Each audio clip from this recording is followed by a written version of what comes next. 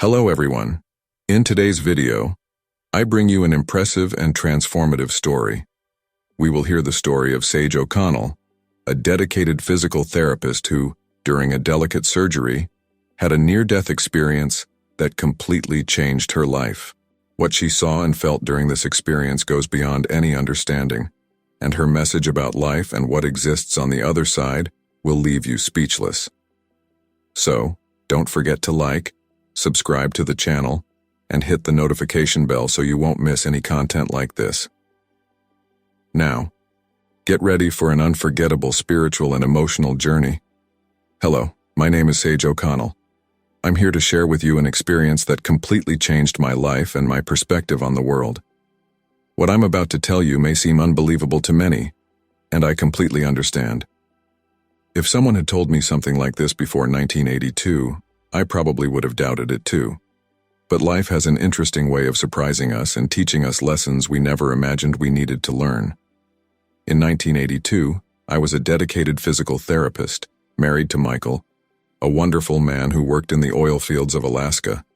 We had two lovely children, Emily, our 9-year-old daughter, and James, our 6-year-old son. We lived in Anchorage, Alaska, a city surrounded by stunning and challenging nature. Our life was simple, but we were happy and content with what we had built together. I loved my work as a physical therapist. Helping people regain their movement and independence gave me a sense of purpose that I valued greatly. Every patient who made progress in their recovery was a personal victory for me.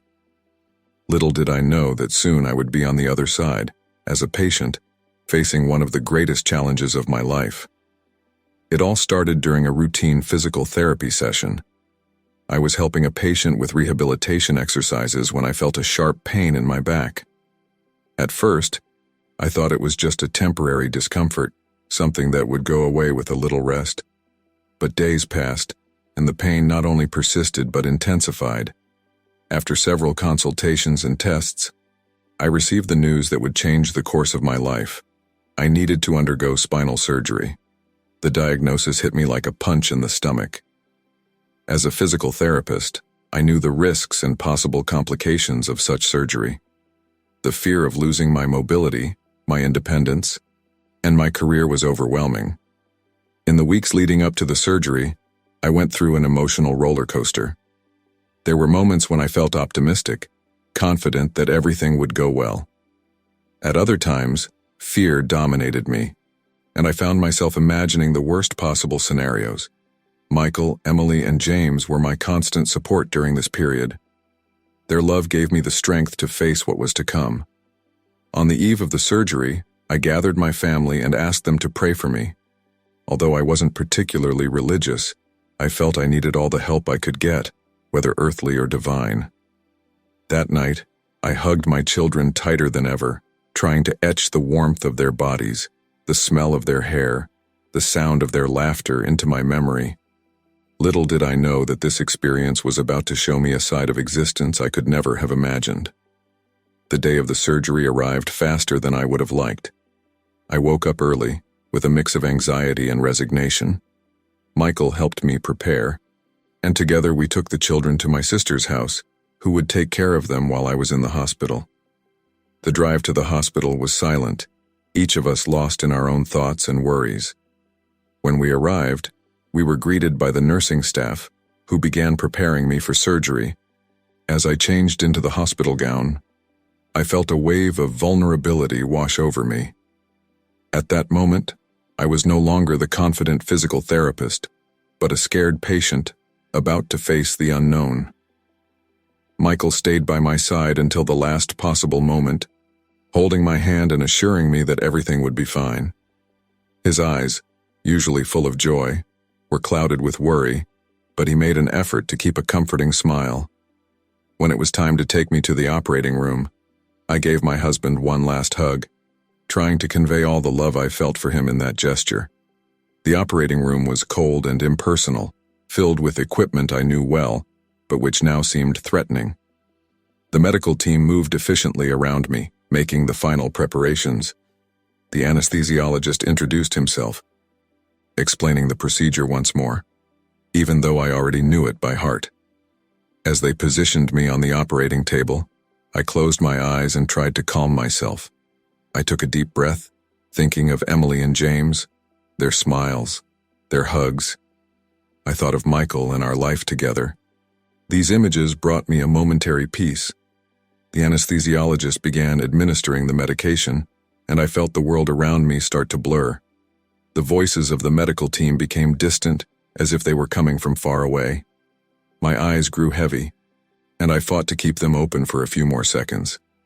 My last conscious thought was a silent prayer, asking for everything to go well, for me to be able to return to my family. Then, darkness enveloped me, and I plunged into a deep sleep. What happened next is something I still have difficulty explaining, even after all these years. It was an experience that challenged everything I thought I knew about life, death, and the nature of consciousness. Suddenly, without any warning, I found myself floating in the corner of the operating room. At first, I was confused, not understanding what was happening. Then, the shock hit me. I could see my own body lying on the operating table, motionless, while the medical team worked frantically around it. It was a surreal scene. I was fully conscious, more alert than I had ever been, but apparently separated from my physical body. I felt no pain, no fear, or discomfort. It was as if I were an invisible observer, able to see and understand everything that was happening, but unable to interact with the physical world. I watched the doctors and nurses moving with urgency. Their voices were clear to me, even though I wasn't using my physical ears to hear them. "We're losing her," I heard one of the surgeons say, and I immediately understood. I was technically dead. Strangely, this realization didn't cause me panic. There was a sense of detachment, as if that body on the operating table was just a shell I had left behind. At the same time, I felt a deep compassion for the medical team fighting to bring me back. My attention was drawn to a corner of the room, where I saw something that left me perplexed, a luminous, almost transparent figure that seemed to be observing the scene with interest. I tried to approach this figure, but before I could do so, I felt a sudden urgency to leave that room. Without knowing how, I passed through the wall of the surgical center as if it didn't exist. I floated through the hospital corridors, passing by doctors, nurses, and patients who had no idea of my presence. It was an incredible feeling of freedom, no longer being limited by the physical restrictions of my body. As I wandered through the hospital, I saw scenes that I was later able to confirm. A nurse dropping a tray of instruments in the corridor, a doctor consoling a family in tears, a baby being born in a nearby delivery room. Each scene was vivid and clear, as if all my senses were heightened. Then, I saw something that intrigued me deeply. A man running in the opposite direction, with a look of despair on his face. He was wearing formal clothes, with his tie loosened, as if he had been called in a hurry. The most surprising thing was that I could hear his thoughts. He was worried, determined to save someone in the operating room. At that moment, I didn't understand the importance of that vision. Only later, when I woke up, did I realize that this man was the surgeon who had been called in an emergency to save me. How could I have seen that while I was technically dead on the operating table? Before I could reflect further on this vision, I felt a powerful force pulling me upward. The hospital and all the scenes I had witnessed blurred, and I found myself being drawn toward the sky at unimaginable speed. The sensation of being pulled upward was overwhelming. It felt as though I was flying, but without a physical body to feel the wind or air resistance. Everything around me became a blur of colors and indistinct shapes until, suddenly, I found myself before a dark tunnel. The tunnel stretched out in front of me, seemingly endless. Yet, in what seemed like an immeasurable distance, there was a light. This light was unlike anything I had ever seen before. It was bright, but not blinding. It was welcoming and radiated a sense of peace and love that was almost tangible. I felt drawn to this light, not in a physical way, but as if every fiber of my being yearned to approach it. As I moved through the tunnel, the darkness around me seemed alive. It wasn't a threatening darkness, but rather comforting, like a soft blanket that wrapped around me as I traveled toward the light. As I neared the end of the tunnel, I began to hear sounds. At first, they were distant murmurs, but soon they transformed into recognizable voices. They were the voices of people I had known, people I had loved and lost. I heard my father, who had passed away years before, calling my name lovingly. I heard my brother, whom I had lost in a tragic accident, laughing in that carefree way I had missed so much. The voices were accompanied by celestial music, a perfect harmony that seemed to resonate with the very essence of the universe. It was a melody that spoke directly to my soul, bringing with it a peace and joy I had never experienced before. As I approached the light, I felt a presence. It wasn't something I could see or touch, but something I could feel with every part of my being. It was a presence of unconditional love, of total acceptance. For the first time in my life, I felt completely at peace, completely loved and accepted exactly as I was. The light intensified, enveloping me completely. In that moment, I was certain that I was about to cross a threshold, to enter a realm beyond human comprehension. Part of me longed for this, desired to merge with that infinite light and love. However, another part of me hesitated. I thought of Michael, of Emily and James. I thought of the life I had left behind, the dreams I had yet to fulfill, the words I hadn't said. Was I really ready to leave all of that behind? In that moment of hesitation, I felt another presence approaching. It was different from the loving presence that surrounded me. This new presence seemed to have a purpose, a mission. Before I could comprehend what was happening, the light began to fade, and I found myself being guided to another place. The tunnel and the light disappeared, and I found myself in a completely new environment, a place that defied everything I knew about reality, a place that would forever change my understanding of life and death. When the light from the tunnel dissipated, I found myself in a place that defied all logic and earthly understanding. The landscape around me was surprisingly barren and rocky, completely different from the lush green of Anchorage I was used to. The sky had an ethereal quality, with colors I had never seen before, blending and changing constantly. Despite the apparent barrenness, I didn't feel hot or cold. In fact, I didn't feel any physical sensation as we know it. It was as if my consciousness was completely detached from any bodily form. That's when I noticed a figure in front of me. It was a man, or at least it appeared to be. He wore a simple robe and leather sandals, reminiscent of images I had seen of ancient civilizations. His face was serene, with eyes that seemed to hold the wisdom of ages. When he spoke, his voice was soft but carried an indescribable authority. "Come with me," he said simply. Without questioning, I followed him. As we walked, the scenery around us began to change in a surreal way. The rocky terrain gave way to fields of grass that seemed to emit their own soft light. Flowers of impossible colors bloomed with every step we took, their petals dancing in a breeze I couldn't feel. Majestic trees appeared, their twisted trunks forming shapes that defied gravity. Their leaves shimmered as if they were made of tiny stars. The beauty around me was breathtaking, surpassing anything I had ever seen or imagined on Earth. As we walked, I realized I had no questions. All the doubts and fears that would normally have overwhelmed me in such a strange situation were absent. In their place was a deep peace and a sense that everything was exactly as it should be. The guide and I continued our journey in silence. It wasn't an uncomfortable silence, but one filled with meaning, as if each step we took was a communication in itself. I began to notice that the landscape around us wasn't static, but somehow responded to our presence. The flowers turned toward us.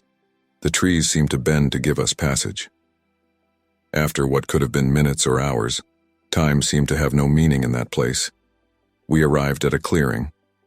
In the center of it, I saw something that took my breath away, even without a physical body to breathe. Before us, winding through the ethereal landscape, was a river. But it wasn't a river of water as we know it. This river was made of pure light, flowing and pulsing with an energy I could feel reverberating through my being. The light contained all the colors imaginable, and some I didn't even know existed, blending and separating in a hypnotic dance. The guide stopped at the edge of this extraordinary river and, for the first time since I had met him, smiled. "This is the river of life," he said, his voice blending harmoniously with the soft murmuring of the flowing light. "It contains the memories, experiences, and essences of all souls who have ever lived." I stood in awe, watching the flow of light. For moments I thought I saw faces and scenes forming in the luminous current, only to dissolve again into the constant flow. It was as if all of humanity's history was passing before my eyes. That's when I noticed something on the other side of the river that made my heart, or whatever I had in that state, leap. There, smiling and waving at me, were my father and my brother. My father, who had passed years before, looked exactly as I remembered him in his prime, strong, healthy, with that loving sparkle in his eyes. My brother, whose life had been tragically cut short in an accident, was radiant, free from the pain and suffering that had marked his final moments on earth. Impulsively, I took a step toward the river, eager to cross it and be reunited with my loved ones. However, gently, the guide placed his hand on my shoulder, stopping me from advancing. "You cannot go yet," he said, his voice full of understanding and compassion. "There is more for you to see and understand before you can make that decision." Although part of me longed desperately to join my father and brother, I felt the wisdom in the guide's words. There was a sense that my journey was not yet complete, that there was a greater purpose to my presence in this extraordinary place. With one last longing look at my loved ones on the other side of the river, who continued smiling and waving encouragingly, I turned to follow the guide. He led me away from the river of light, toward a structure that began to materialize before us.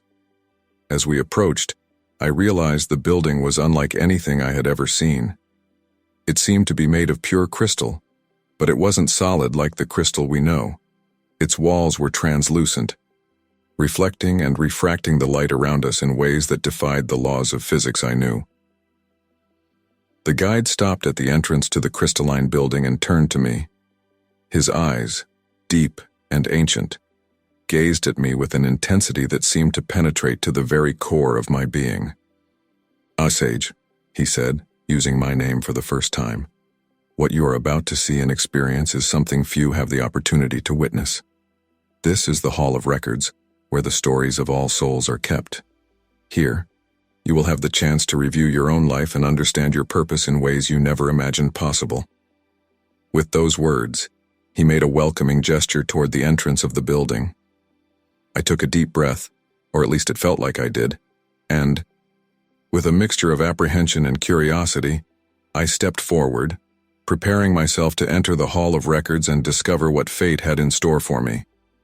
Upon entering the Hall of Records, I was immediately enveloped by an atmosphere of reverence and ancient wisdom. The interior of the building was even more impressive than its exterior. The crystalline walls seemed to pulse with their own light, creating an ethereal and surreal environment. In the center of the room, there was a large oval table that appeared to be made of the same crystalline material as the walls. Seated around it, in chairs that seemed to float in midair, were beings I can only describe as entities of light. Each of them emanated an aura of deep knowledge and understanding. My guide led me to the table, where one of the beings stood and approached us. When they spoke, their voice resonated not just in my ears, if I even had them in this form, but throughout my entire being. "Welcome, Sage," the entity said. "We are here to help you review and understand your life's journey." With a fluid gesture, the entity made a large book appear on the table. It was a majestic tome, bound in a material that seemed like liquid gold, with pages that glowed as if made of pure light. "This is your book of life," and the entity explained. "Every experience, every thought, every action, and every consequence of your existence is recorded here." When the book was opened, something extraordinary happened. The pages did not contain written words, as I had expected. Instead, Scenes from my life began to project into the air above the books here, like vivid, three-dimensional holograms. I saw my birth, my first steps, my first day of school. Each memory was incredibly detailed, far more than I could ever have remembered on my own. I saw moments of joy and sorrow, triumphs and failures. Each scene was accompanied by a deep understanding of the motivations behind my actions and those of others involved. The most surprising thing was that I could feel the emotions and thoughts, not only of myself, but of everyone involved in each scene. I experienced the joy of my parents when I was born, the fear of my first teacher when I entered the classroom, the love of Michael when we got married, and the admiration of my patients when I helped them in their recovery. This experience gave me a new perspective on my life. I saw how small acts of kindness that I barely remembered had a profound impact on the lives of others. I also saw how harsh words or thoughtless actions caused pain I had never realized. As the scenes unfolded, I began to notice patterns and recurring themes in my life. I saw how certain choices led me down specific paths and how those choices affected not only me, but everyone around me. When we reached the most recent scenes of my life, I felt a wave of emotion seeing Emily and James. I could feel the intense love they had for me, and the fear they felt at the possibility of losing me. It was at that moment that I truly understood the power of love and family bonds. The review of my life seemed to last an eternity, and, at the same time, only an instant. When the final scene faded, I closed my eyes, feeling both exhausted and invigorated. I had just experienced my entire existence at once, and the intensity of it was almost overwhelming. The entity who had presented the Book of Life spoke again. Now that you have seen your life in its entirety, Sage, you understand the impact you have had on the world and the people around you. Every life is an intricate web of connections and influences. No action is truly isolated. Everything we do reverberates through the fabric of existence. I nodded, feeling the weight and beauty of this truth. I looked at my guide, who smiled gently, and then back at the entity of light. "What happens now?" I asked, my voice trembling slightly with the emotion and anticipation of what would come next.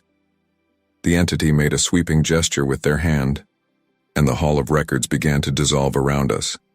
"Now," they said, "it is time for you to make a choice." As the Hall of Records faded, I found myself in an indescribable space. There were no discernible walls, floor, or ceiling, just an infinite expanse of soft, warm light. My guide and the entity of light remained by my side, their comforting presences in this ethereal environment. The entity of light addressed me with a voice that seemed to come from all directions at once. "Sage, you have reached a crucial point in your journey. After reviewing your life and understanding the impact of your actions, you are now presented with a choice." I felt a wave of anticipation sweep through me. Some part of me already knew what this choice would be, but I listened carefully as the entity continued. "You may choose to remain here, in this realm of infinite peace and love. Your earthly journey would be complete, and you would join those who have departed before you." The image of my father and brother on the other side of the river of light came to my mind. "Or," the entity continued, "you may choose to return to your physical body and continue your life on earth. There is more for you to experience, more lessons to learn and teach, more love to give and receive." The decision seemed impossible. On one hand, the peace and love I felt in this place were indescribable. The idea of reuniting with my father and brother, of experiencing this universal connection forever, was incredibly tempting. On the other hand, I thought of Michael, of Emily and James. I thought of the patients I could still help, the experiences I had yet to live. There was so much left to do, so much love still to be shared. As I pondered, something extraordinary happened.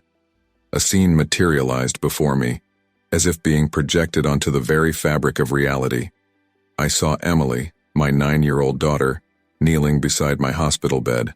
Her hands were clasped in prayer, and tears streamed down her face as she whispered, "Please, God, don't take my mom.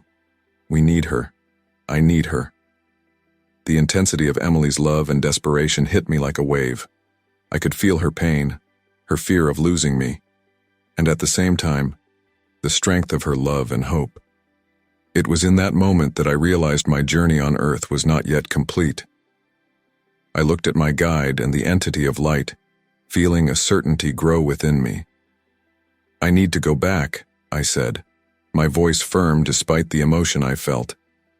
"They need me. There is still so much I can do, so much love to give." The entity of light nodded, as if already expecting this decision. "Your choice is wise and brave, Sage.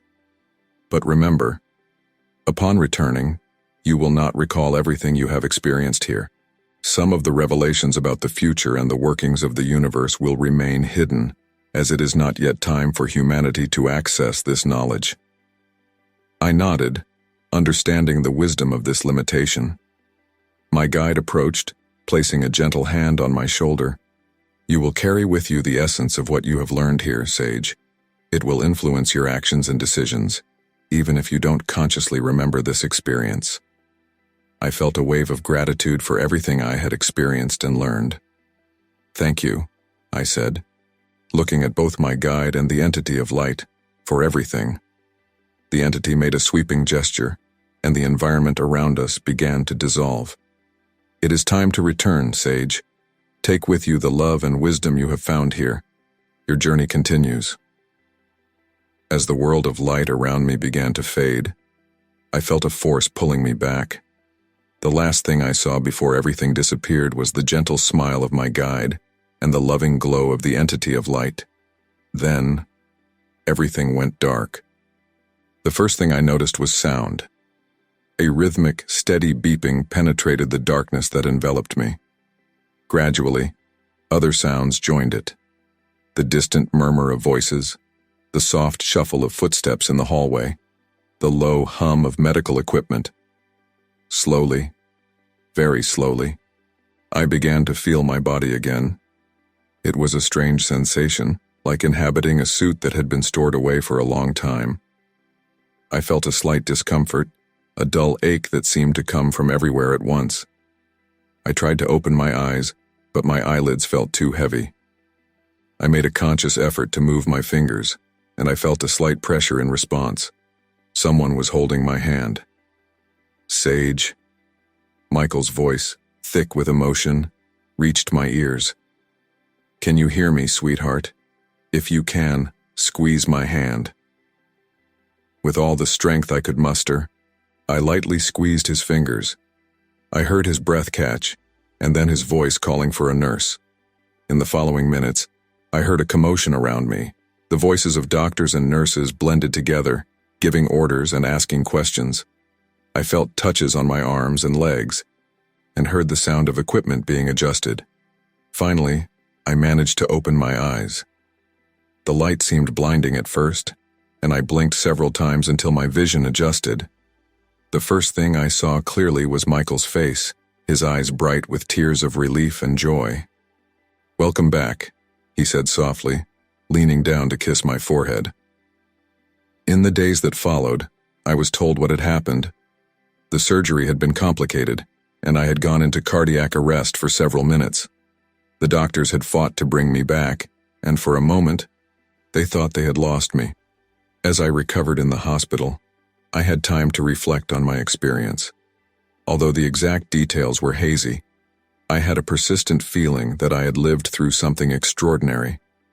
A deep peace stayed with me, along with an intuitive understanding of the preciousness of life and love.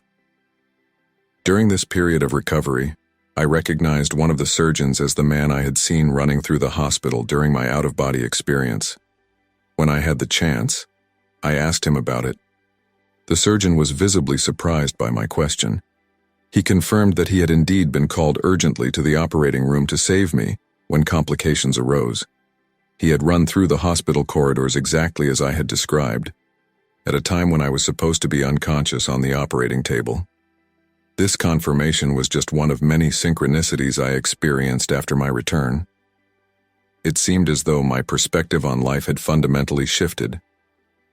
I saw beauty in things I had previously overlooked, felt a deeper connection with the people around me, and had an intuitive understanding of others' needs and feelings. My recovery was slow but steady. Each day brought new challenges and small victories. Physical therapy, which I had once applied to others, became part of my daily routine. It was a humbling and enlightening experience to be on the other side of treatment, and it made me appreciate my work even more. Emily and James were my greatest motivation during this time. Their smiles, their daily visits to the hospital, and later, their help at home were crucial to my recovery. I saw in their eyes the love I had felt so intensely during my near-death experience, and that gave me the strength to keep fighting. As I healed physically, I noticed that my outlook on life had profoundly changed. The everyday worries that used to consume me now seemed insignificant. Instead, I focused on the beauty of small things, the smile of a stranger, the song of birds in the morning, the warmth of the sun on my face. My relationship with patients also changed. I had always been dedicated to my work, but now I felt an even deeper empathy and connection. It was as if I could intuitively sense their pain and fears, allowing me to offer more holistic and compassionate care. I began sharing my experience with others, first with close friends and family, but a guide for my daily life. It taught me that every moment is precious, that every interaction has the potential to profoundly impact someone's life. I learned to value love above all else, to forgive more easily, and to live with gratitude. Looking back, I realized that that experience was a turning point in my life. It showed me that there is so much more beyond this physical existence than we could ever imagine. But it also taught me that it is here, in this life, where we have the opportunity to grow, to love, and to make a difference. Today, years after that fateful day in the operating room, I still carry with me the peace and love I experienced on the other side. Every day is a new opportunity to share that love, to help others, and to live fully. My near-death experience was not the end of my journey, but a new beginning. It taught me that life is a precious gift, and that love is the most powerful force in the universe. And with that knowledge, I continue my journey, grateful for every moment, every challenge, and every opportunity to love and be loved. If you enjoyed this beautiful spiritual testimony, leave a like, comment your thoughts, subscribe to the channel, and don't forget to hit the notification bell so you can watch every new video and help us spread this message to more people. See you next time.